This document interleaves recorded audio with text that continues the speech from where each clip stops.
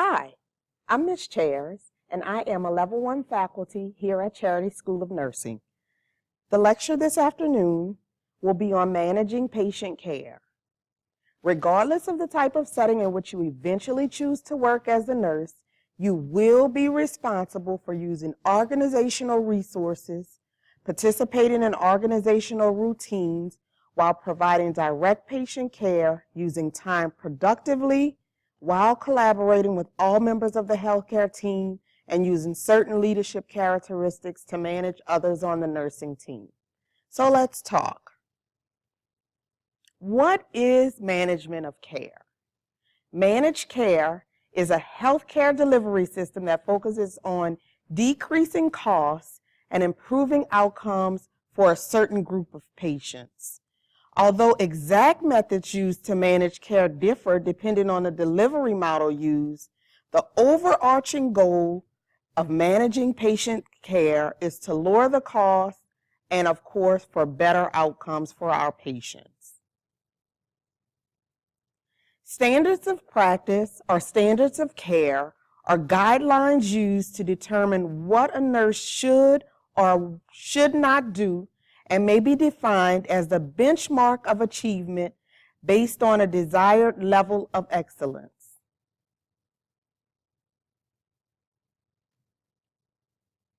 Competency. Let's just talk a little bit about competency. We always talk about being accountable. Accountability in nursing cannot be achieved without clear definitions of what is an accepted standard of care. So organizations such as Joint Commission, the American Nurses Association, and the National League for Nursing, or the NLN, defines those standards. Competence is defined as possessing the knowledge and skills necessary to perform one's job appropriately and safely.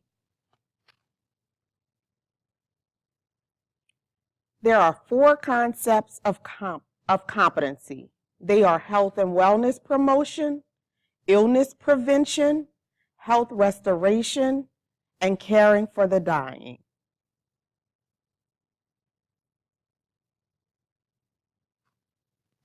Managed care and care delivery models.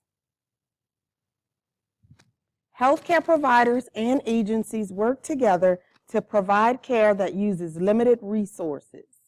The goal is to decrease the cost and increase patient satisfaction, in part by promoting health and delivering preventative services. Health maintenance organizations, or HMOs, and preferred provider organizations, or PPOs, are both committed to managing care.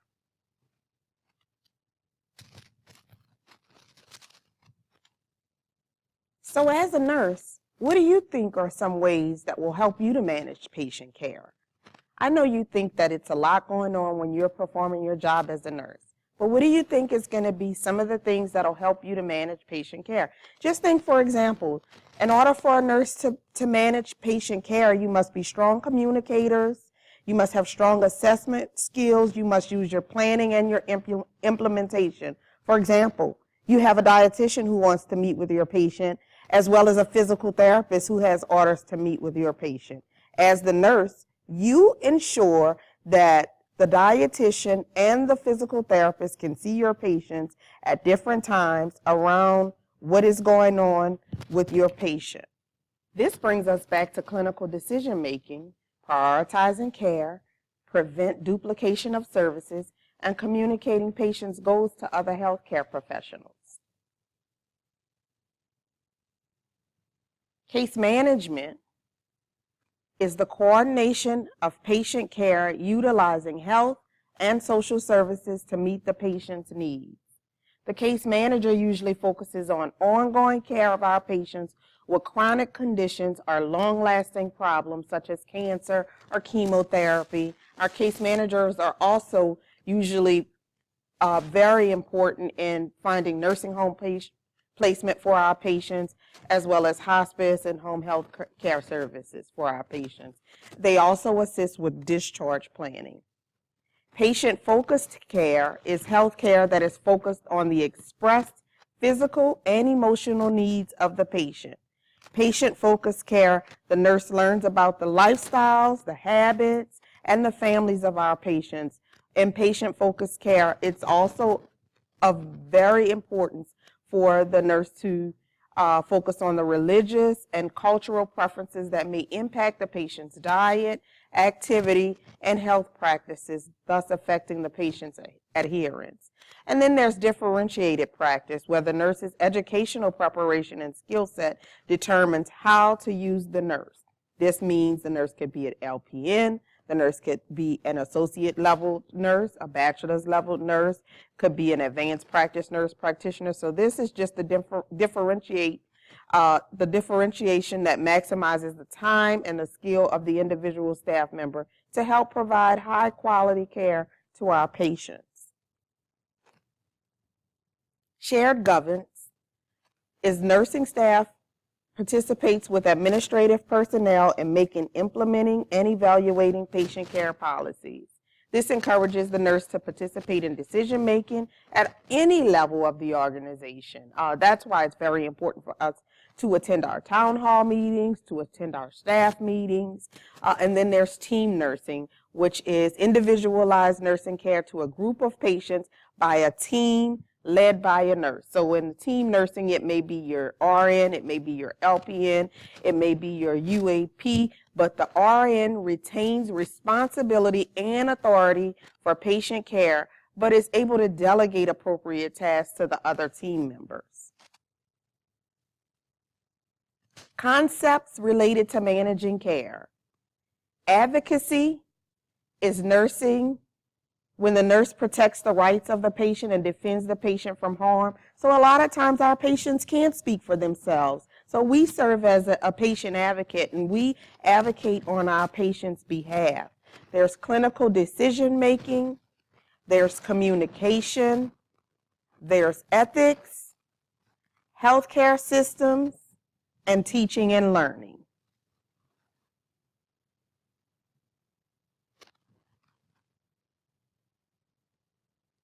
Leadership and management. Leaders are individuals who use interpersonal skills to influence others to accomplish specific goals. Leaders can be formal or informal. Formal leaders are selected by the organization and given an official authority to make decisions and to act.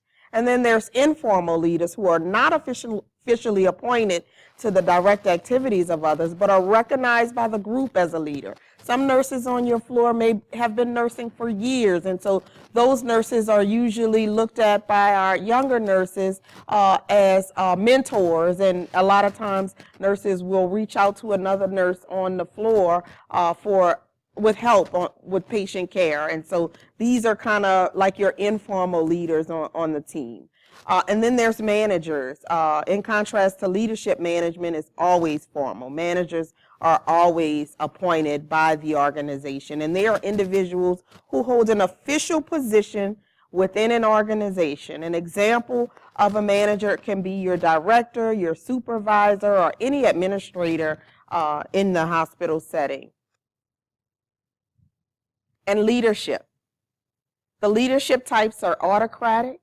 The autocratic leader is a leader that makes decisions for the group based on the belief that the individual is externally motivated and is incapable of independent decision making. So the autocratic leader is the auditorium. And then there's the democratic leader. This leader encourages group discussions and group participation. So the democratic leader is more receptive of what the group thinks. And then there's the laissez-faire leader. This leader recognizes the group's needs for autonomy and self-regulation. There's the bureaucratic leader that doesn't trust himself or herself, so that person makes decisions instead of relying on what they think. They usually rely on the organization's rules and policies and procedures. And then there's the situational leader, which is a more flexible leader. And it considers the staff member's ability, it knows the nature of the task to be done, and is sensitive to the context of the environment in which it takes place.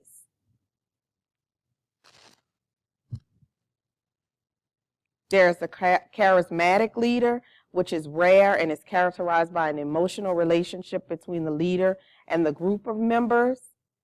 There's the transactional leader, which has a relationship with the followers based on an exchange for some resource valued by the followers.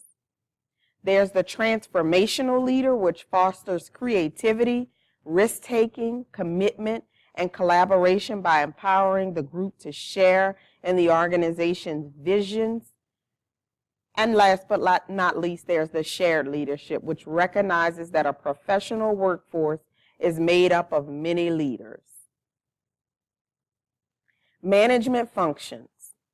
These are some different functions that are required when we are managing patient care, when we're taking care of our patients. They are planning, organizing, directing, and controlling.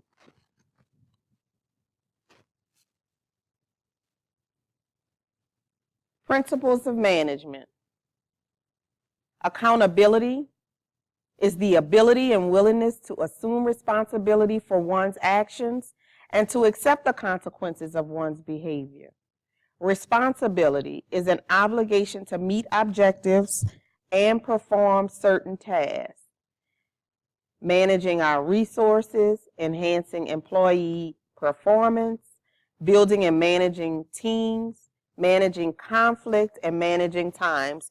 These are just some of the principles of management.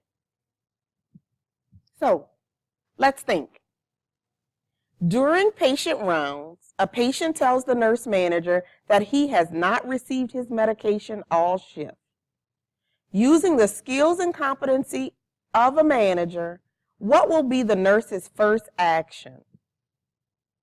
A, communicate, discuss the patient's statement with the assigned nurse. B, manage resources, assign another nurse to administer the medication to the patient. C, enhance employee performance, provide the patient's nurse with a mentor to review proper medication procedures. D, manage conflict, call the nurse into the patient's room and mediate a discussion between them. If you're thinking A, you are correct. Communicate, discuss the patient's statement with the assigned nurse. The nurse manager is interested in initiating self-scheduling on the medical surgical unit. Which are the stages of the planning process for the initiative that the nurse manager will use? Select all that apply. A, establish objectives and goals. True. B, evaluate the present situation and predict future trends and events. True. C, formulate a planning statement or means. True. D, coordinate the work to be done. Not necessarily. E, convert the plan into an action statement. True. So your correct answers are A, B, C, and E. Let's talk a little bit about delegation. Delegation is the transfer of responsibility and authority for an activity to a competent individual. Delegating to an unlicensed assistant personnel are identified by a variety of titles. There's your certified nursing assistant, there's your nurse extenders, your home health aides, your medical technician, your orderlies, and your surgical technicians. Examples of tasks that may be delegated: vital signs, weights, transfers and ambulation, postmortem care, baths, and feedings. Examples of tasks that may not be delegated: you cannot delegate your assessment. You cannot delegate interpreting data. You must interpret your own lab values. You cannot delegate your nursing diagnoses. You cannot delegate your evaluation of your patient. You, as the nurse, have to educate your patient yourself. You cannot delegate patient education. You cannot delegate care of invasive lines or creating your care plan. These are all things that must be done by the nurse.